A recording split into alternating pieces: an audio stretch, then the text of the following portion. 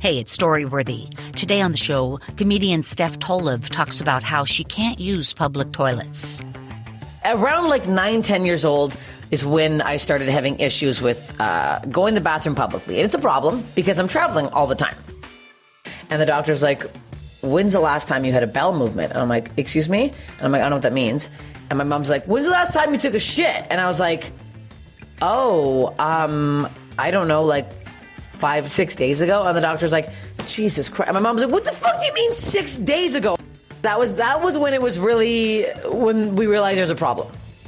Today on the show, comic Steph Tolev talks about how she can't use public toilets. Stay close. Hey, it's Steph Tolev, and you're listening to Storyworthy.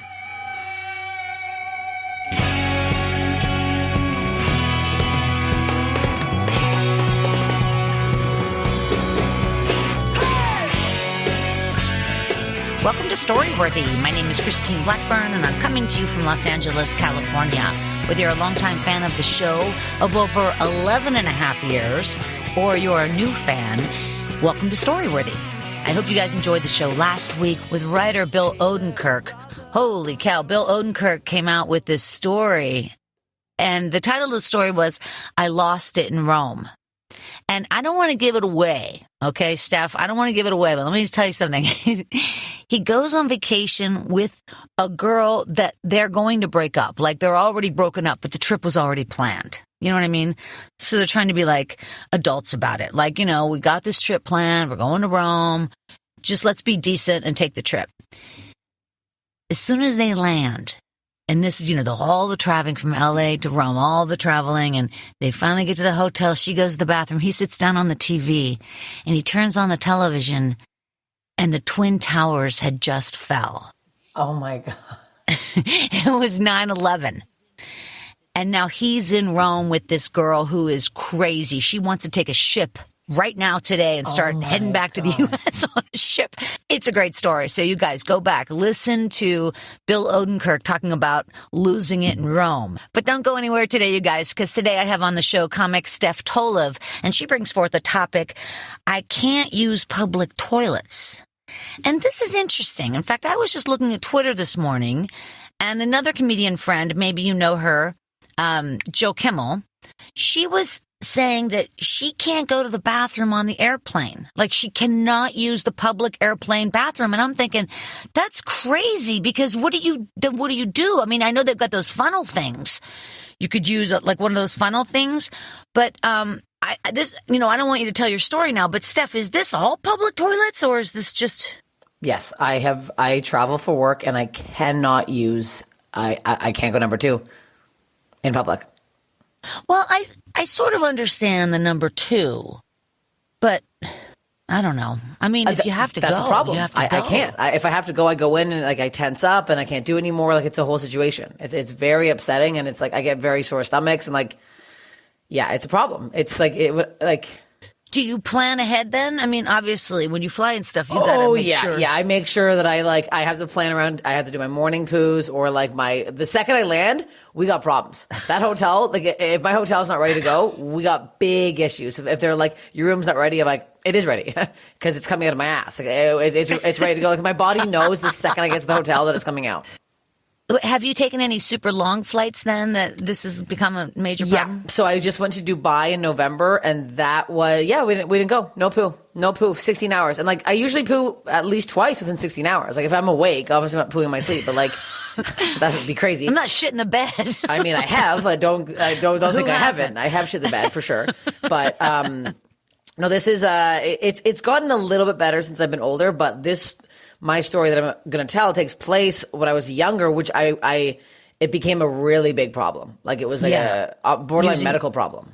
Yeah, using public toilets. Did your mother put that in your head, or who put that in your head? Like, it's dirty, Steph. I had a friend. Her name was Ashley, and she was crazy about like everything. Like, she was a hypochondriac.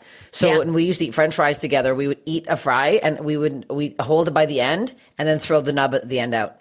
Wow. Like, it was because you didn't want to eat what you were touching. Yes. And then if my hands were really chapped for like a year because I'd wash them so much. They were just so like fucking dry. It was crazy. Yeah. So was this when you were a teenager, you said that happened? Yes. So this started when I was probably around 11, 12. I think a lot of stuff in life happens like that sticks with us in those years. Yes. Like 11, 12, 13, 14. It's so like that's like such the, I don't know, building blocks of our brain are going on or something's happening. Yes, well, those it are the is. technical terms. I know I'm using technical terms. No, I guess what? I'm dumb. These are the technical terms that I can follow along with. It really, yeah, I remember I saw the movie Kids when I was 15 and it borderline ruined my life. Like I'm still to this day scared of AIDS. And I was like, okay, we're past that now. Like I totally remember that movie too, Kids. That was so, and it was a big deal at the time. But you know, my daughter's 15. I don't see anything like that. I mean, I guess it could be in some places, but no. And I think we're smarter now and we've learned more things, but that movie was just to scare kids. It was just like, you're going to get raped, you're going to get AIDS, this is it. And I'm like, okay, there's no other option here? Do you remember the movie 13? It was sort of like that. No, I never saw it. 13 was like that, you know, the out of control teenager, but they were doing like stuff that, I don't know, man. Hey, listen, I got to talk to you about something. You are such a talent, Steph Tolev. I've never met you before. You are a regular at the Comedy Store, and I guess I just don't go to the Comedy Store enough. I saw at the Improv the other night, you were there, but I was in the lab, but I saw your name. Yeah. You really are such a talent, and I am so glad you're here in Los Angeles with us, because I know you're from Canada. You came down. Is your family, everybody still up there? Yes. Well, thank you also for saying that. Very kind. Yes, all my family lives in Toronto. So I'm still out here. As a Canadian, we don't pronounce it Toronto like you Americans. We just kind of roll it Toronto. Toronto. Really? Yeah. They're all that. there, and I've been out here for 7 years now. But I just got past the Comedy Store in December, so I haven't been there too long. So nonetheless, I'm so happy for you, and I don't mean to say proud of you, but I mean it's a big deal. And we've also I say we, it's me. There's no we. I talk about Storyworthy, you know, like we over here at Storyworthy, you know, the Empire. It's me in my daughter's closet with a Star Wars costume behind me. Okay. But what I was going to say is I've had Deborah DiGiovanni on the show. And I know that you and Deborah do some stuff together. You have a show on YouTube with Deborah DiGiovanni called Steph and Deb. It's a Comedy Central web series, actually, right? Yeah. I mean, there was production value behind this, or there is. Yes. There was. It's no longer. It was just like a 3-episode thing. Yeah, Deb is. Whenever anybody asks me who my favorite comedian is, I say Deb. Deborah DiGiovanni. Yeah, she's so funny. She's such a talent. And the web series, you know, you two are best friends. You're either getting manicures and massages, and it's just, you've got two incredibly funny powerhouse women, and I highly encourage you guys to go to YouTube and find Steph and Deb. It's really great. And I've watched a lot of stuff that you've done. You've got a tremendous amount of characters, and that's a really specific thing. I mean, I know tons of I don't mean to say female comedians. I mean, I just know a ton of comedians in general. And the impression thing is not, you know, it's almost more like you're a sketch person in a way. Well, I am. I started in sketch and improv. I see. Because, you're almost more like a Saturday Night Live person than a straight stand-up. Yeah. I my goal was to be on SNL, but here we are. You know other goals. Yeah. I started when I first got into like comedy. I started improv, and then I got way more into sketch. Yeah. And then you realize that doesn't really pay. So then you move and comedy does. I mean, comedy, you make so much money. Oh, yeah. I mean, but that's the problem. It's like I was in an improv troupe with 4 of us. Yeah. So, and then I moved to a sketch troupe with 2 of us, and it was still like, it was harder to book shows. Like, then stand up is just so much easier, and you get some money, you get more drink tickets to yourself, I guess. But it's like, that's that. If people don't realize, you get paid in drink tickets. Like, I look back at photos of me when I was like 27, and I look back at photos of me now. I'm like, ooh, I've really packed on the pounds. I'm like, yeah, because I've been getting paid in beer for the last fucking 19 years. Like, I've been doing comedy like 20 years now. Oh, wow. That's great. Yeah, I taught classes, or I still teach classes at Flappers, and they often pay me in food, right? That's crazy. And at one point, in Flappers. Why would I lie to you, Steph Tolev? I had $360 in food. No. And the hummus platter is $7, and that's always what I get.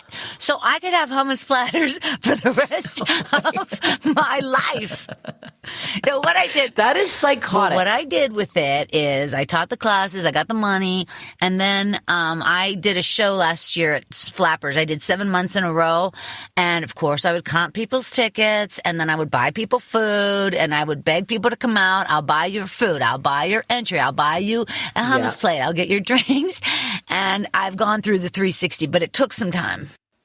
Wow. I mean, at least you use it for good work. I heard that Flappers has, like, years ago when I first moved out here, they had this competition where first prize is like money and second prize is like a large fries. I was like, I'm not doing this. This is fucking stupid. Like, what are we doing? Like, most places, like, if you work like in an office, there's like a big prize. Prize number one is like trip away for two. Prize two is like $5,000. Here it's like a large fries with probably the smallest thing of ketchup, because Los Angeles likes to withhold the ketchup, and it's very upsetting. That's right. I want a bottle of ketchup on my table. Don't limit my ketchup. But can I tell you something? That was a COVID thing, honestly, so we all wouldn't touch the same ketchup bottle. I think it was a COVID thing. They were putting it in a little ramekin, which is bullshit. You don't put ketchup in a ramekin. Ketchup comes out of a squeeze. Happening before. I feel like it was happening before. Since I moved out here. It's very upsetting. Yeah, I hear what you're saying. I have a friend who doesn't have any condiments in her life. My friend Jody, she doesn't have any condiments in her life. And one time I woke up in the middle of the night when I first met her years ago, and I thought, oh my God, is Jody saying she doesn't use ketchup? like how are you friends with this woman? I wouldn't trust her. I can't get around it either. Hey, listen, you have so many characters, like I said. Do you know Mary Birdsong? I don't. Oh, you remind me a little bit of Mary Birdsong. She's on Reno 911, or she's been on Reno 911. She's also extremely talented. You remind me a little of her, and you do such great work on TikTok. You know, you're really hitting you're hitting the socials hard, and I appreciate that as well. And it's a lot. It is a lot of work. I know that. it's like a part-time job, literally. I know it is, because it's like, got to post every day. Like, today I got to post today because I have this stupid character called Marcy, and everyone's like, what's Marcy doing on Valentine's Day? And I'm like, I guess Marcy's coming out. Hey, let me ask you something. All these characters, are these people you know back in Canada? It's kind of not. I just kind of like absorb, I think, everything in my head at some point. It sits there. But this Marcy character is pretty much a version of me. So it's like me, but a bit more, I guess, a bit more butch, but like, I use real things. So today I'm doing a video about Marcy because people are like, how's dating life? Because Marcy's just me, but being a bit more whatever. But I went on a date. I want to mention this because I think it's insane. I went on a date last week. Thought it was good. I get a text from the guy the next morning. He's like, hey, you live kind of far, and I have a thing for Asian ladies. And I was like, I don't know where I fit in here. I'm like, isn't that why I have to make a video about it? Because the problem is this fucking guy saw me on TikTok and saw that character, Marcy. So now I'm like, well, now I have to throw him under the bus using this character. Because it's like, what the fuck? Well, he saw you're not Asian. I'm absolutely not Asian. It's also like, you like what you like. I like what I like. I don't like small men. I don't go with small men. And it's like, I wouldn't like, it's very insane I think it's crazy to send that to somebody. It's none of my business. You like what you like. Right. I don't, it's very insane. Why did you go on the date? Why would you waste my time? Right. How was the date? I thought it was fine. That's the problem. Yeah. Interesting. Yeah. And I was like, so then the whole time I was like, was he just like forcing himself to be attracted to me? Was he just like, I don't know what it was. It was very insane. I can't get past it. This just happened. So I'm like, it's in my head, but I'm like, I understand. And also what a way that, you want to be honest and stuff and truthful, but it's so stupid. It's stupid. Than to just say, I want a whole different race. Yeah. It's like, I just feel like, okay, well, I mean, everyone likes what they like, but like, again, you know what? Wasting my time. And because he saw me strictly from TikTok, like, what I look like. Marcy's like a butch European woman. Like, I don't know what to tell you. You also come up with these characters, like some of these older women. Like, you'll get a hat and pull it down, or do you have a lot of wigs? I mean, I have a lot of wigs. Do you have a whole costume? Do you have a costume closet? Yeah, I have a dresser behind me, and it's filled to the brim with costumes. Yeah, that's so fun. It's so. But sometimes I look in the mirror, I'm like, I'm turning 37 in a month, and I'm like, this is what I do with my life. There's one character actually that I do a lot. This bed and breakfast woman, kind of comes into my story. It's all tying in together today. Okay. Because I used to travel a lot as a kid.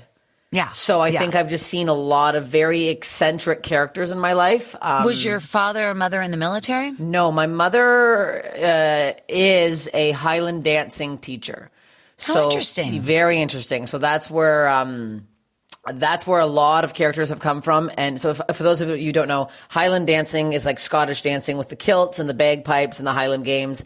No, I'm not Scottish. Nobody in my family is Scottish. Very strange. My dad's Bulgarian. Makes no sense why I'm doing any of this. So I traveled a lot as a kid, almost every weekend. Do you know how to Highland dance? I most certainly know how to Highland dance. I still know every single dance. It comes out when I'm hammered at bars. Yeah. I tend to do a couple little jigs here and there. If you threw that out on stage, isn't that hilarious? Do you do that? You know what? It's really weird with dancing. I get embarrassed doing it. I don't know why. It's also like a lot of jumping, and it's like I feel like I'm flopping around and like. Does it look like a river dance? It does. So river dancing. I explain. It's like river dancing. Your feet are turned forward, and Highland dancing. Your feet are turned to the side. So everything's turned out. So instead of facing forward, everything's to the side. And we use our arms. In river dancing, your arms are down, but Highland, it's like you switch arms up and down. Yeah. Google Highland dancing. There's a lot of hits up there. Yeah, you got that right. All right, listen, we're going to get over to Steph's story in just a second. But before we do, I wanted to remind you guys that we are back at the Hollywood Improv every month playing Story Smash, the storytelling game show. Oh, Steph, you would be great at this game. You would be so good at this game. Check out StorySmashShow.com for more information, and also follow Story Smash on Insta at Story Smash. That's where you'll find all the pictures from the shows. Next show, February 26th at 7:30, Hollywood Improv. Come on, you guys, get down there. All right, you guys, she's here right now. You heard her talking. Steph Tolev. She is a comedian, but not just a comedian. Man, seriously, the more I think about it, like, you just have this vast resource of characters. You're very bright, obviously. You have released... Yes, you are. All comedians are bright. No. Well, no, but you might not be bright math-wise or that way, but you're very bright, like, obviously, because you pick up these nuances. You have 4 comedy albums, So Many Wolves, which you did in a sketch duo with Lady Stash. Mm-hmm. And you also did one called Older and Wider. And then you did Hot and Hungry. And then you recently just put out I'm Not Well, and that was actually nominated for a Juno Award for Best Comedy Album. You've also been recently named one of Vulture's Comics You Should and Will Know, and Comedy Central's Up Next Comics to Watch. Again, just a lot of stuff going on. One of the things I watched about you, Steph, was you play this mermaid. Okay, so you're a mermaid and you're up on this rock and you're in the mermaid outfit. Mm-hmm. And there's a guy on the shore and he's about to commit suicide. And you're watching him and he's sitting there. You guys, you got to find this mermaid video. It's on YouTube. At the very end, you make these dolphin sounds and then you swim away. And I almost lost it. God, that's funny. Yeah, I will say too, that video, we checked the water later that day. High amounts of E. coli. So I do commit to a bit. That was in Vancouver, and literally everyone was looking at me like, get out of the water. Oh, yeah. It was, let's just say I really commit to it. I was fine, thank God. And also a seal came up right after I was out of the water. So it really grossed me out. And it was ice cold and filled to the brim with shit. So... yeah, I really commit. And at one point, he looks over at you, and you look like you're dead because you're face down in the water. Yeah, that was the E. coli part. I thought it was just such a funny sketch. You guys can find it if you check out StephTolevIsHilarious.com, and also follow Steph on Twitter at Steph Tolev, and on Insta at Steph Tolev, and on TikTok at Steph Tolev. All right, you guys, wherever you are, put your hands together for Steph Tolev. As I mentioned, I used to Highland dance. So I need to explain, my mother is the teacher. So if you've ever done anything where your mom is the teacher, you are forced into doing that sport or that dance or whatever it is. So my mother started teaching Highland dancing when she was 20 years old.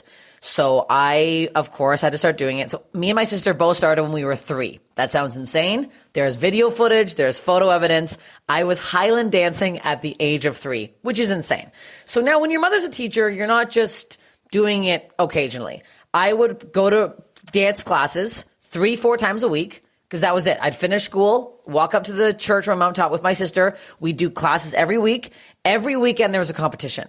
So we lived in Toronto. There was like, we travel like, sometimes we go to the States, to like Michigan or Pennsylvania or whatever, or there'd be like local competitions. So this was our whole life. Every year there's a thing in Canada called the provincials, where everyone from every province would go, and it would be this big competition. So you'd like compete against girls your age from all across Canada. Around like 9-10 years old is when I started having issues with going to the bathroom publicly. And it's a problem because I'm traveling all the time. And, you know, I'm dancing, so you'd think that my body would want to, you know, move my poops out of my body. No. So the first time this started, I believe I was exactly 12 years old, and we were in Nova Scotia. And we were at this big competition, and it was like the big party night. So like we'd be there for a week, and there'd be one night where it's like everyone hangs out and it's a big party. I am keeled over in the corner. I am bawling my eyes out. I can't stand up. I'm like, there's something wrong with me. I get rushed to the hospital in Nova Scotia. They get me in a wheelchair. I'm like rushing around. They thought my appendix broke. You're with your mom is with you. You're only yes, my mom was with me at this point. And yeah, she gets you to the hospital. Yeah, so I think my mom and my dad came with me at this point. So we're in the hospital, rushing around. We get seen by this doctor. I'm lying there. He's like pressing on my stomach. I'm like bawling my eyes out. They're like, they did an ultrasound. They're like, no, there's not ultrasound. So they did like I don't know if it was ultrasound or like a X-ray. They're like, there's nothing has been busted. And the doctor's like, when's the last time you had a bowel movement? And I'm like, excuse me? And I'm like, I don't know what that means. And my mom's like, when's the last time you took a shit? And I was like, oh, I don't know, like 5-6 days ago. And the doctor's like, Jesus Christ. And my mom's like, what the fuck do you mean 6 days ago? And I'm like, I don't know. I can't go. Like, I couldn't go when anyone could fucking hear me. So I was like in the hotel, all this, whatever. So the doctor's literally like massaging my fucking intestines. He's like, yeah, you just need to go to the bathroom. Like, you need to go poo. So like, they're like, go get some fiber, go get her some shit. And I'm like, so my mom is embarrassed now. So I also should mention, my mom is a pretty big deal in the dancing world. So my mom has, how do I explain this? My mother has one of the best dancers of all time in Highland dancing. One of her students, Colleen Rintamaki, won the world championships in Scotland 11 years straight. No one else has done that. I'm pretty sure she's in the Guinness Book of Records. Literally nobody else. So everyone knows my mom because of that student. So they're like, oh, Joy Allen, Joy. So my mom goes by Joy Allen for her dancing name. That's her maiden name. Everyone knows Joy Allen. So everyone knows Joy. My mom's also very outgoing, whatever. So we get back, and she's embarrassed. Everyone thinks I'm very sick. Turns out, gotta take a big fat shit. Okay. So this kind of passes. So this is, years go by now. So that was when it was really, when we realized there's a problem. So every summer in August, we'd go to Scotland because there's the World Championships now. So it's people from Canada, people from the States would all travel to Scotland. It's the biggest Highland Games. There's like caber tossing. There's pipe band competitions. There's like, it's a huge deal in Scotland. So it's it was a place called Cowell. Did you say, did you say cable tossing?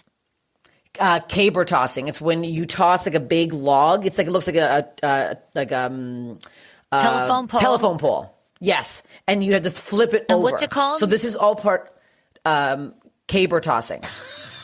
Okay. So you'd have to flip the caber or the telephone pole over one whole time. So it'd be a bunch of guys in kilts. I'm like, not going to lie to you. I feel like my parents should have put me in that sport. I would have done way better than dancing. Because I will mention, not very good at dancing. I should preface with this. I am built like my father. I have very large feet. I have a very broad back. Not a dancer's body. We'll say it like that. So my mom had this very good dancer, and then me. Not good. But I'd have to come on the trips. I would never really place. There's one dance I place in called the sword dance. So it's an actual sword that you have to dance around. And if you touch the sword with your foot, you're disqualified. I somehow would be able to just get over the sword without touching it. So I would always get like last place in that dance. But I was like, big whoop. I know I wasn't good. Whatever. So we would travel to Scotland every year. So 3 weeks in Scotland. So we wouldn't just go, we'd go to the Highland Games. My mom would also be like, we're in Scotland. Let's go see some castles and go traveling around and see these other fucking things. So this one particular time. So I remember this, and we'd eat like, have you ever been to Scotland? No, I haven't. Okay. All you eat is fucking fish and chips and grilled cheese sandwiches. It's like oil. You're eating grease. You're eating so much chocolate, but we're dancing at the same time. So it's not like we're gaining weight or anything. We're not like overweight. We're just jumping nonstop and then eating shit. That's pretty much what it was. So we would stay in like these like university like flats with like a bunch of other people. And I at this point now I'm sharing a toilet with like 7-8 people. We're not going to the bathroom. We're not going number 2. It's not happening. So what I would do is I would always wait till people weren't around, or I would like figure out a way, but it was a problem now. So we're on this one trip. I believe I'm probably 11, 12 at this point. And we're driving through these beautiful hills in Scotland. We rented a car. We're like, there's sheep everywhere. We're just like, it's like crazy. We're in the middle of the countryside. I'm like, this is beautiful. We go to this place in, I believe what was it called? Not Stirling. It was somewhere up above. It was like a smaller town, but we just went and saw a castle, and there was like a really cute little gift shop. So we're in the gift shop, everyone's futzing around, and I'm like, fuck. So what would happen when you hold in your shit, you get these crazy, like, knife stabbing pains. Oh. So I would get these pains that were so bad that I'd have to sit down. Or I could have just shit. I mean, looking back now, I could have just taken a big fat shit, but no. So we're in this fucking gift shop, everyone's walking around, and I'm like, I had the shit, and it's really bad. So I sat down in front of this big glass cabinet that had a bunch of little like glass figurines. I'm like, I'm just going to sit here because sometimes if I sat down, it would kind of go back in or whatever the fuck it would do. And it wouldn't feel as bad. It'd feel a bit of a release when I sat. So I'm sitting there looking at these figurines, maybe fine. Also weird. I'm sitting cross-legged in the middle of a store. So let's picture that. It's a very nice gift shop. And there's a kid sitting on, maybe it was 10. I don't know exactly. It's irrelevant. It doesn't matter. I'm sitting there looking at these figurines, trying to distract myself from shit. All of a sudden, massive bang. Biggest bang I've heard in my entire life.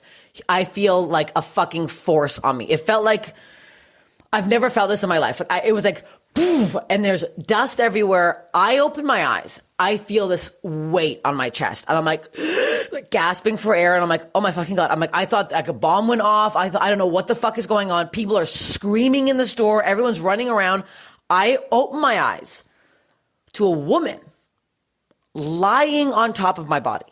And I'm like, what the fuck I can't see because there's literally dust everywhere. And like, I have no clue what's going on. So I open my eyes to a woman lying on top of me, but she's also facing up. So we're both lying down and I'm like, what the fuck is going on? So my immediate reaction is just to shimmy out of this woman. I'm like, why is there a strange woman on top of me?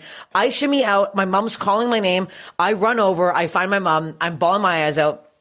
I'm like, what the fuck? Everyone's like, what's going on? Turns out this woman was in the attic, in the upstairs of this gift shop. And she was walking around trying to get some extra shit or something. And there's one weak spot of the ceiling. And she stood in the wrong spot and fell through a 10-foot ceiling. Oh, God. Okay? Missed this glass cabinet by a hair. A fucking hair. Landed on my large childhood body. Oh my God. The ER told my mother I saved this woman's life because I had broken her fall. And since I was so comfy, cushy, sitting on the ground, and I didn't know that there was a woman, like she was probably 150. Like she wasn't like, yeah. And I just braced her entire fall with my giant Bulgarian body. She landed on me, both of us, nothing wrong. I had a little bruise on my arm. They couldn't believe it. The ER checked me out. He's like, There's nothing wrong with her. Didn't break a rib, nothing. They rushed her away. She was completely fine. Ambulance came, put her on the fucking stretcher, took her away. They gave me a good luck charm, a little horseshoe. They were like, oh my God, you're our good luck charm, whatever. I thought they would have given me something more. It was probably like $3. I'm like, really? You couldn't give me a fucking bag of chips on the way out here? And to this day, it's like, well, if I had shit, that woman might have died. That woman might have, she would have like fallen, like that would have been nothing stopping her fall. She would have fallen straight to the fucking ground. Yeah. She could have broke her neck. She could have done whatever. Yeah. So because I didn't.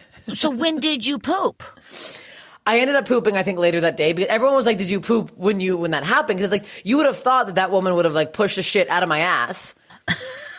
Turns out no. Turns out it was probably another day or two and I had to have some more fiber because I couldn't get the shit out still. But it was like, I also keep like replaying it. Like, can you imagine if she did hit that glass cabinet and then shatters? I would have been fucked. Like we both would have been fucked. The glass shatters. We both could have died. They could have it was like a big glass cabinet. It wasn't like a small little thing. Was this one of those older buildings in Scotland? I mean, was it like hundreds of years old? Yes, I think because it's also like attached to like a castle. So it's like, Sure. it was like their little gift shop thing. So I'm sure they didn't have like reinforcements in the ceiling. Yeah, it wasn't like in the castle in the stone part. It was in like Yes. the whatever. Yeah. Whatever side little fucking shed they had. And she also like, you know, when you're walking around, she'd like put her full weight to walk down and just like, also the image, like, like, just like, the whole thing's so fucking, I think it's funny now. And I feel like this started my whole life, weird shit always happens to me. I always have the weirdo come up to me. I always have something nuts going on. It's always like, how does that happen to you? I'm like, I don't fucking know. But it's like, I swear to God, this story started it. This was the story that just turned my life into me being a comedian. Because it's like, what? Like how is that how I save a woman's life? What Because are the I'm odds? a child that can't shit. What are the odds? What are the odds? It's too crazy. It's too crazy. It's now, I really know too crazy. About your mom and what she did this minute, because your mom seems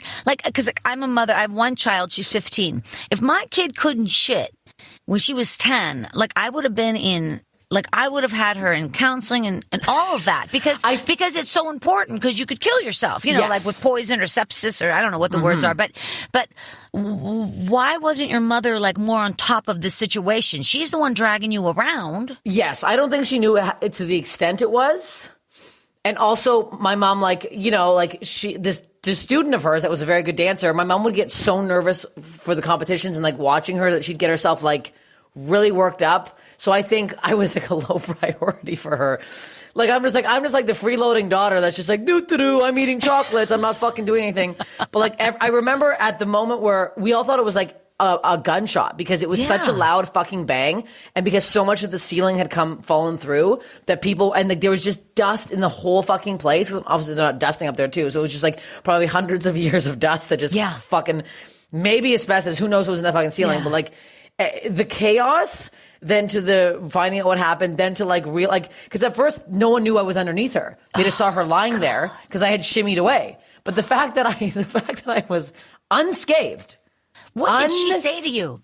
Nothing. I think she was unconscious. I think she was like she was still knocked out when they took her out. Yeah. They took her in an ambulance? Yeah. Wow. I never spoke to her again. So I would love, I don't even know if this woman remembers the story. She was probably in her like late teens. I don't know if you're listening, please reach out. This is hilarious. Or if you just don't even know, like she probably forgot about this because it's such a weird thing that I remember because it's psychotic. Online, and you know, obviously you can see that castle. Can you see, is the gift shop still attached? I don't know. I'll have to like do a deep Interesting creep. to look at that. Yeah, it would just be interesting to look at that. But apropos to nothing, what do you wear when you Highland dance? So it's a big, thick wool kilt. That's like it's like pleated. It's insane. Wool socks up to your fucking knees, and then you wear either a jacket, a velvet jacket, or a velvet vest with like a blouse underneath, and you dance on a stage in the fucking blazing sun with black fucking little thin leather shoes. Your feet in the summer, so a lot of the competitions happen in the summertime. You'd get on stage and go ha, ha, ha, ha, ha, until you started dancing because you'd have to like move your feet around because your feet were scolding, and you're wearing the heaviest, thickest kilt in the entire world. Oh yeah, I remember too. This was like a real thing that I did make into a joke years later because it was scarring. But the first set of male genitals I ever saw was was in Scotland at a Highland dancing game, and I'll tell you what. I thought it was a rumor that men don't wear anything under their kilts. Turns out, not a rumor. Turns out most Scottish men wear absolutely nothing. And I remember I was under these bleachers, and my friend was laughing and pointing up, and I was like, what? And then I looked up, and I was like, and I remember the man was so gross, and he was like, he looked down and like smiled at me and winked, and I was like, ew. I was like fucking 8, and this pervert man was just disgusting. Like, it was so fucking gross. And I remember, and also like when you see genitals from underneath, it's not the same way they look from not underneath. It's very disturbing from the bottom up. Yeah, like, it's very like gross. some ladies falling out of the ceiling on your face. It's That's what it looks like. it was like giving me PTSD. I was like, not again. Like it was really disgusting. By the way, thank goodness you didn't know that was coming. You know what I mean? Because if you had seen her coming, or she had hit your head, or like your heads had knocked together or something, I don't know how. I think her head might have hit more of my chest. Like everything that happened, it had just hit a way where it was perfect. Where like she was fine, I was fine. It was really insane. It was really so crazy. one more time, why did your mother not so help her daughter?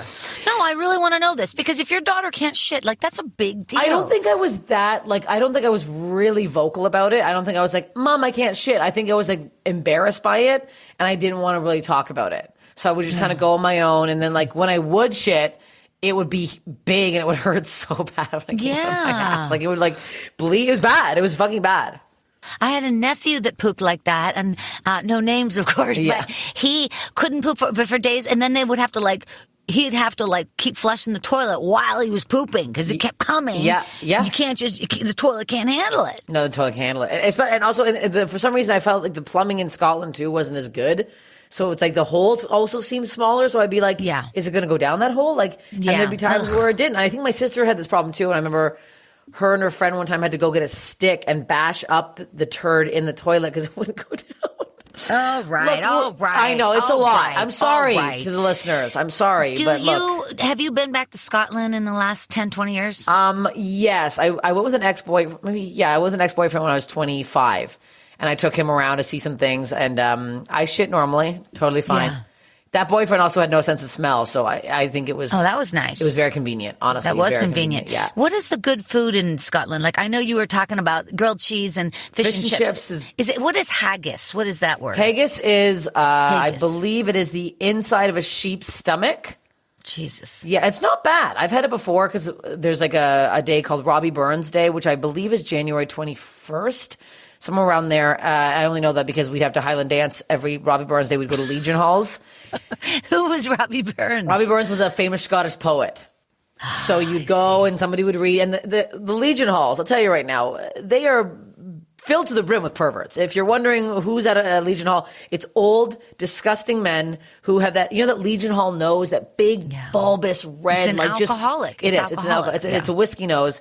And we'd go as young kids. And I remember here's the thing. We're young when we're dancing. We're not, there's also, these outfits aren't revealing, okay? It's a flat chested, but when you would do turns, your kilt would go up and you'd be wearing black underwear. And I remember as a youngin', clocking the perverts at a young age, being like, so when your kilt turned up, and I'd be like, I'm 8. Don't go to a Legion Hall. If you're ever wondering if you want to go, don't go. Oh, misogyny. it just crosses all time zones, all state lines, all country lines. It is what it is. It is what it is. I remember, we were talking, Bill Odenkirk and I were talking about, he didn't have this experience in Rome, but I did, being on the buses or the trains and, it's real crowded. And so the guys are grabbing your ass and it's just so, I don't know. I would love to think misogyny is over, but I don't think so. Not. I had a door guy at the Improv the other night say, and I won't mention which door guy, but he's like, I like about you, Christine, you always know how to dress on stage. And he goes up and down me, and I'm like, it still happens. I mean, it's just weirdness. It still happens. Weirdness. Yeah, it's very strange. About your sister, what's her path? I'm just curious. She is funnier than me. I say this all the time. It's very. Really? She's not a comedian. She's literally hilarious. She works for the city of Toronto. She oversees camps in the summer and skating rinks and stuff in the winter. So she's doing well. She just bought a house with her fiance. And, nice. Good. Yeah, she's on a very different path than me. Yeah. Owning property and getting married. Yeah, I hear you. I have 4 older sisters and a brother, and they're all back east, and they're all doing just that. But I'm the black sheep. But with your sister, like we were talking about earlier, I said that you're bright, and you kind of laughed about that. But it is true, right? You're telling me your sister is so funny, right? And isn't part of that because she's intelligent? I don't think she's smart. No.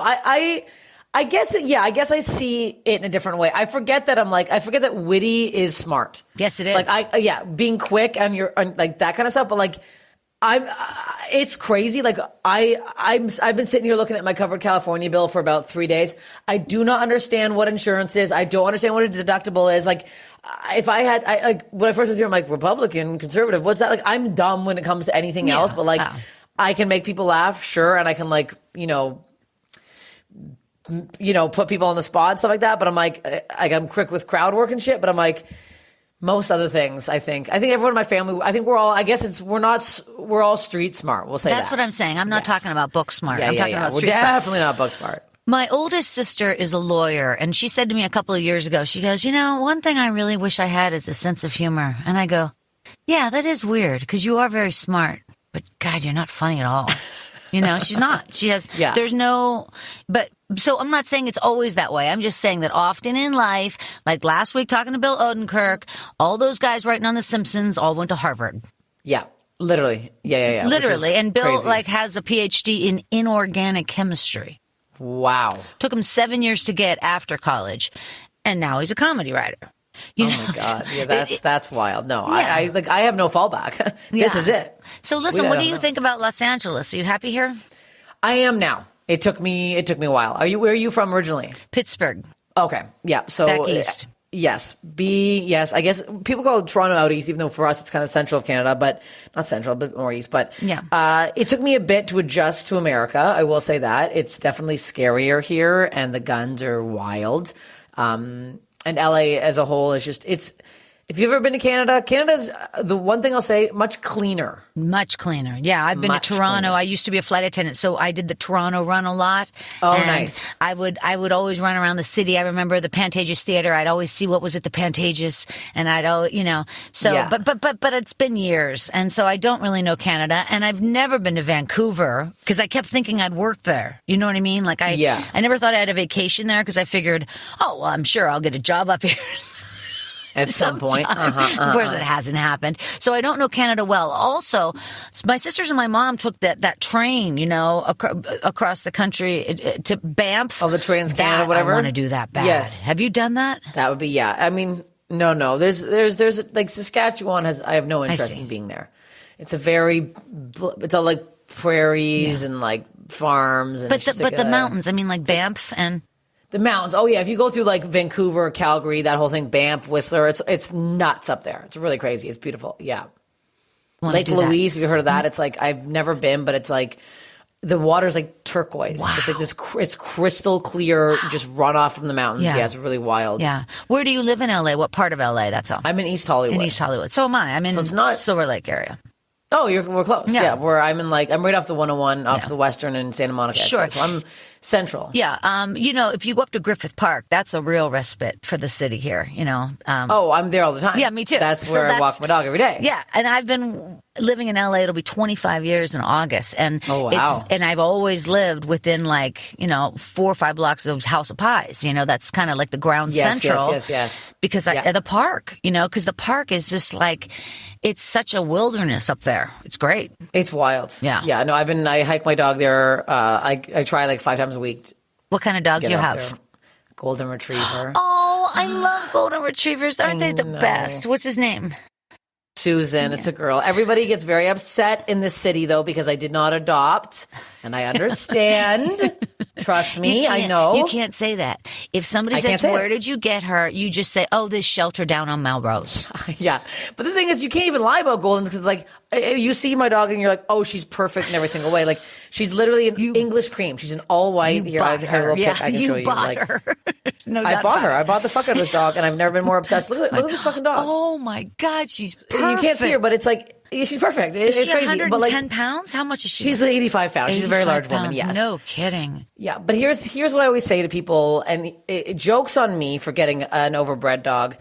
She's had a lot of issues. She's had a lot of medical issues, and it's like, you know what? I kind of did rescue her because if she had gotten somebody else who didn't love her and care for her as much, take care of her, she wouldn't be getting her allergy shots every month, and she wouldn't be getting her $100 fucking bag of food because she's allergic. She's a vegetarian. Yeah, it's crazy. Yeah. It's like it's nuts. You're a better mom than your mom was. No, I'm kidding. No, you're not. Oh, well, that's a whole other thing to unpack. But no, you're really you're on to something here. Why do you think I'm a comedian? Yeah, well, we all have a reason. There's a reason behind every comic. Let me tell you. You're, I think, my number 723rd guest. So I know comics and I know reasons. To wrap it up, I wanted to ask you a little bit about some of your podcasts because you do have quite a few podcasts. You've done several, but they're not all running right now. But what's the one about Tuesdays or something? No, I have one. It's called Steph Infection. Yeah, I love Steph Infection. Yes. way. What a funny premise. You guys, Steph has her friends on and comedians on, and they talk about the problems with their bodies, and stuff that comes out. I think Steph Infection is very funny. I've listened to several. Great idea. I have had cancer, so I'm a perfect for your podcast. Go all through the gross stuff. I'll go through my God, please do it. Please. Oh my God. It's also like, it doesn't have to be gross because I'm also like, this whole podcast started because I'm also a grosser comedian and I'm very open and honest on stage, which if you see me, you'll be like, that's a bit too much. But since that, I've always had weird body things. I'm allergic to the sun. I'm allergic to running. I had HPV that turned into cancer when I was 27. I've had a bunch of fucking shit too. So it's like, I'm like, I need to talk about my stuff. I literally, right now, it's about to happen. I was in the sun yesterday. I didn't have enough sunscreen on. I break out in a thing called toad hands where my entire hand blisters up and I can barely bend my fingers. Oh my Doctors God. don't really know what it is. So I just that's so upsetting. So there's a bunch of weird shit. So it's like. So LA, that's hard for you. Yeah, it's a nightmare. Yeah, it's a nightmare. I sometimes, it often gets so bad that I have to wear gloves on my hikes. Yeah, I wear gloves. just so I don't have old lady hands. I get the ones that are fingerless. They're really cheap. You can get them on Amazon. I should do that. Cheap. Yeah. It's easier just to wear, and they're really light. It's super easy to wear gloves. Find more out about Steph Tolev over at her website, tolevisHilarious.com, and also follow her everywhere on social media at Steph Tolev. And of course, follow Storyworthy over there as well. Hey, this has been so much fun. Thank you so much. Thanks for having me. Come on my podcast now. I have you on. I'd love to do that. Thank you so much. All right, you guys, one more time on behalf of the very talented Steph Tolev. Thank you. Thank you. Christine Blackburn saying, make it a story worthy of that. You can.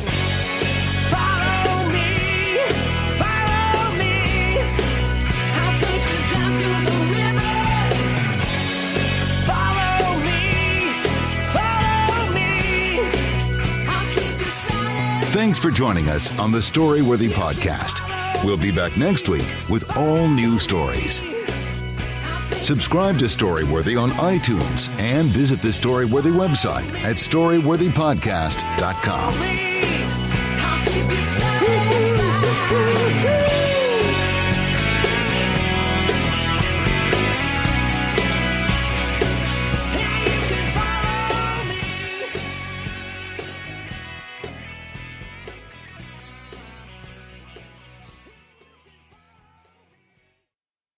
To show you how easy it is to file a claim with Geico, we hired a scary movie victim. Oh no, a tree fell on my car, and there's only one thing to do. Trip over my own feet and pull myself across the lawn while yelling help at a barely audible volume. Sorry to interrupt, but you filed a claim with Geico, so you've got a designated claims team to help you. This Geico sounds suspiciously reassuring. Are you sure I don't end up getting surprised with an unexpected twist? Just that your Geico team will always be there to keep you updated. No! What is it? Oh, nothing. I just didn't see that coming. Geico. Great service without all the drama. Membership fees apply after free trial. Cancel anytime. Hi, it's Carl Deichler, CEO of Beachbody, and I'm giving away 10,000 free memberships a week to try our amazing Beachbody fitness and nutrition programs. Pick any program and just follow it step by step, like our 21-day fix program or the ab shredding muscle burns fat program. Plus, there's free support in personalized fitness groups with our community of over 2 million members. Now is the time, so don't wait. Go to beachbody.com to claim your free membership and start feeling great. From water electrolyzers to flow batteries and fuel cells, Nafion proton exchange membranes play a major role in advancing the hydrogen economy. Through their high conductivity, superior strength, and chemical durability, Nafion membranes provide the performance needed to make green hydrogen safer, more sustainable, and more affordable. Learn how Nafion ion exchange materials support the decarbonization of energy across the globe at www.nafion.com.